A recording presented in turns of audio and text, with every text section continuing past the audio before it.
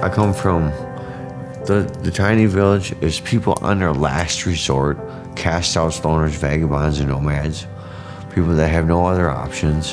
Everything else doesn't work. And they've accepted me with open and loving arms here. And it's phenomenal. It's so awesome. My name is Kyle Aaron. I have a substance abuse history, and I'm on day 6 clean today of everything.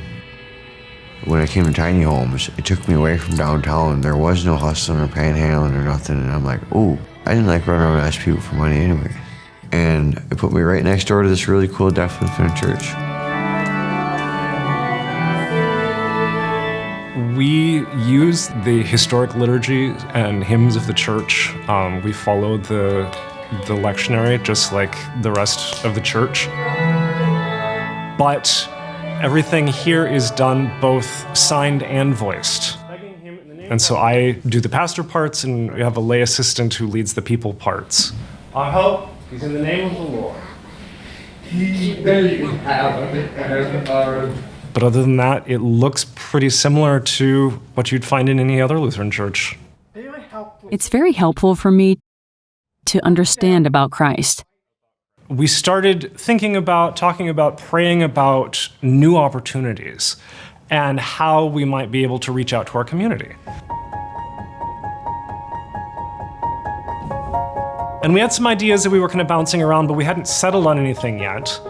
And then all of a sudden, Madison's Common Council announces they're going to put this homeless camp in across the street from us. And so we had been praying for a new outreach opportunity, and God plopped one in our backyard. There was a lot of anger and frustration from some of our neighbors, and a lot of kind of fear and angst about what this was going to be. And I heard like all of the worst stereotypes that people have about homeless people.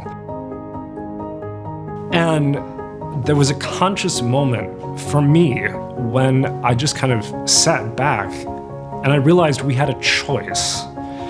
We as a congregation could either fall into that kind of fear mentality and attempt to kind of isolate ourselves, or we could look at this as an opportunity to serve. We started with serving the meals. Every Sunday evening, we serve between 15 and 20 meals. We feed them. We cook the meals and feed them. To help and volunteer. To do God's work. That relationship and that caring and the thoughtfulness of thinking of us like a neighbor and our campers like neighbors, it feels really good. I just want them to feel openness and sharing and encouragement. Positivity in their life. We have at least one camper who attends the worship service every Sunday now. This is my new home church because I live right next door. I've been here a month and a half, and I've come to services.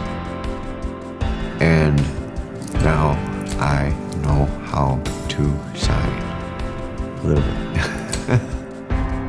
The guy that I worked with doing the mulch on the grounds here, he taught me like the word different and trying. So I can say I'm trying to be different. I'm trying to start a new NEW life.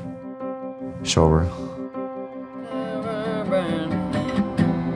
When you were with me, I feel like a bird.